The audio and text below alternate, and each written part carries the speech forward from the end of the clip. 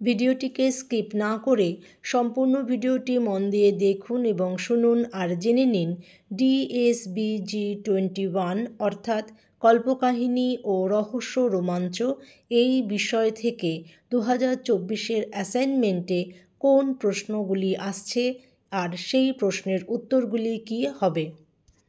প্রথম প্রশ্ন, ভূষণ্ডীর মাঠে গল্পে নিত্যকালীর স্বামীর নাম কী ছিল? উত্তর, শিবু ভট্টাচার্য।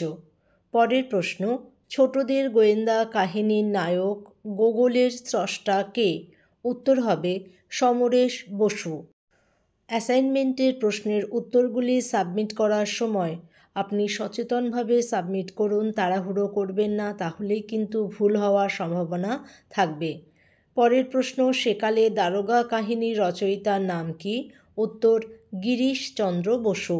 পরের প্রশ্ন, সব ভুতুড়ে গল্প সংকলনটির মোট গল্প সংখ্যা? উত্তর হবে 42টি।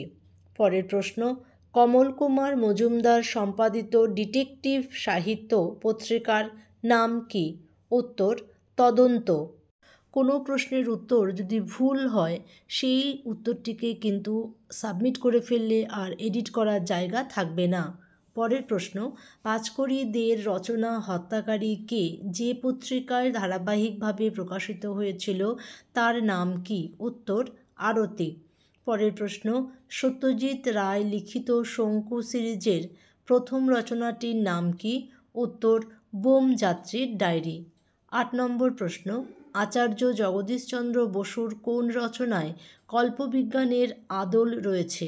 উত্তর, পলাতক তুফান। পরের প্রশ্ন, বাবুইয়ের ডিম, গাদালের রস আর টিনচার আয়োডিন কোন দ্রব্যের প্রস্তুতিতে প্রয়োজন ছিল? উত্তর, অদৃশ্য হওয়ার ওষুধ।